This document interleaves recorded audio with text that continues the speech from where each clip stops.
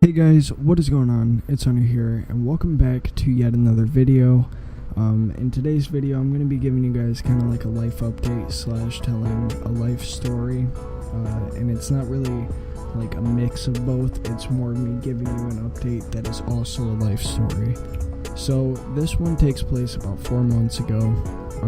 I was at work, where I used to work anyways, and my buddy Seth had gotten me that job. Well, every day before I went there, I'd usually smoke a little bit of weed, whatever, that's pretty typical of me a couple months ago. And, all was what it was. It just, is what it is type of deal. I'd get high, go to work, whatever, finish my shift, it was done.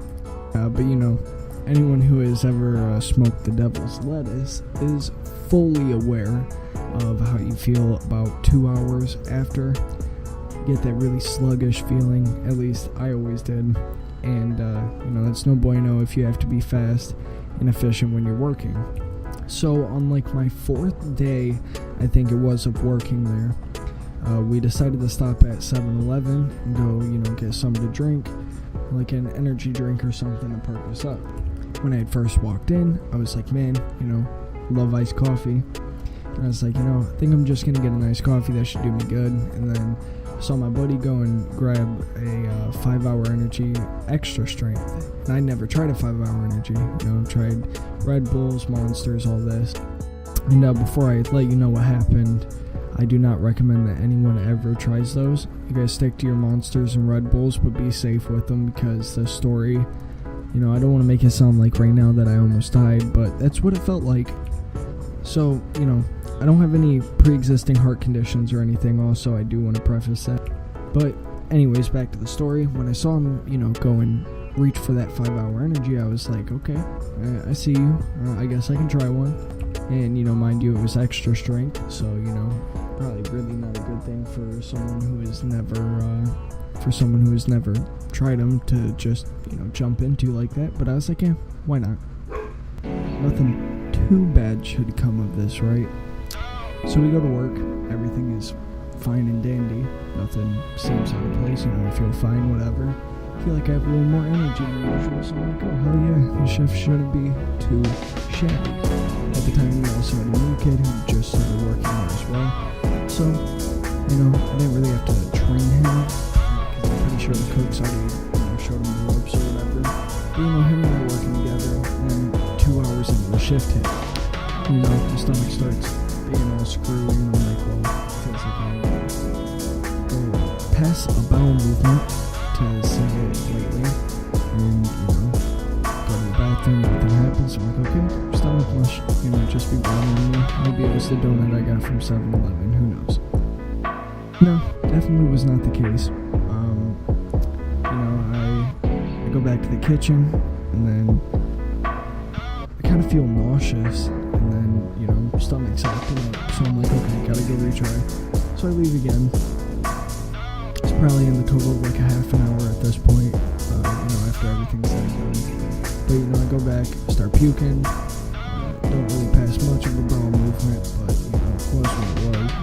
And, sure enough, I go back to the kitchen, and then all of these symptoms just hit. I got super dizzy, felt super faint, felt like I was gonna pass out, all this. For some reason, both arms from the elbows down were tingling and had pins and needles, so that it was pretty much like I couldn't feel or use them. I was cold sweating, and again, I felt really faint. And, that's why I kind of mentioned that I don't have a pre-existing heart condition, is because, if you do, you're really not supposed to be drinking these things. And like I said, I drink Red Bulls, Monsters, never had this kind of reaction. And, sure enough, that was the last day I'd ever worked there, because they thought that the job was just too hard for me to do, where, was not the case whatsoever. I just literally was feeling like I was dying. So my girlfriend comes and picks me up, and, we start going home. I call my dad and tell him everything, and he's like, well, you should probably go to urgent care, which, it's kind of like an ER, but not really. If you don't have anything too severe, like, just not feeling too well, you're sick, whatever, you just go there. I'm sure you guys probably have them, but I just kind of wanted to specify for people that might be out of the United States. It's just somewhere you go for like a quick, I don't want to say quick fix, that sounds terrible, but like quick patch up, if you have a cold or whatever, they're doctors, they can tell you what's going on. But they were closed, so I had to go home. I really don't remember too much that night, otherwise I'd go into detail, but I will never forget the week after, I can guarantee you that. So every single day until that following Sunday, I woke up with a racing heart, and I felt like I was in a panic attack, minus, not being able to breathe and all that. My heart was just beating on my chest, so I had extreme amounts of anxiety from the time I woke up to the time I went to bed. Let me tell you, kids, hopefully not the kids, but let me tell you, whoever's watching this, as much as I loved partaking in the Sweet Devil's Greens, it did not, and I cannot stress this enough, did not help during this. Not even a tiny bit, not even the smallest little ounce did it help. It made me feel way worse. And I kept up with it for about 5 days while this was happening, 5-6 days, before I was like, no, I'm not doing it. I cannot. It's not helping. And, I go to the hospital, getting everything checked out, blah, blah, whatever. They're running tests on me, all this. All they said was that I was like hypokalemic, that my potassium intake was, actually I don't even think they told me that, they just gave me potassium because I was having horrible tremors, which I forgot to mention. Like my whole body would tremor the moment I started waking up, and that happened around day 2 or 3. But other than that, they really didn't say anything other than that I needed to see a cardiologist, so whatever. And this was the first experience I ever had being in the hospital as a patient, so woo. But on a more serious note, then we go to my cardiologist, and one thing that had baffled all the doctors that I'd been seen by was the fact that my blood pressure was perfectly normal, but my pulse was through the roof. At one point at the cardiologist, it was up between 130 and 136, so not fun. And that was me sitting down, it's not like I was exercising or doing anything like that. But anyways, go to the doctors. I end up getting put on a med that I still take right now, and as good as it makes me feel and how normal it makes me feel, I just really wish I didn't have to take it anymore, because it's a heart med and it makes me extremely tired every single day, and it kind of sucks. And then, if I stay up past my tired point, like I did today, I just stay up way too late, and I have really screwed up my sleep schedule by doing that. But anyways, then my cardiologist goes on to tell me that my thyroid levels are high. So I go to my endocrinologist, where I get prescribed a thyroid med and a potassium pill after going to the hospital, swallowing a small amount of radioactive iodine to make sure that I don't have cancer, which I don't, thank God, or any cysts or anything like that on my thyroid, and I am all clear, so that is nice.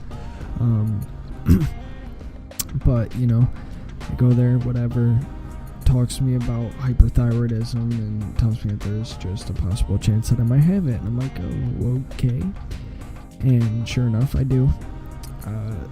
And we'll fast forward a few months. I've been fine. I've been needing to get a certain scan done on my renal artery, but my mom has not been able to get a hold of scheduling at the hospital, because I guess it's very stupid now, so that hasn't happened.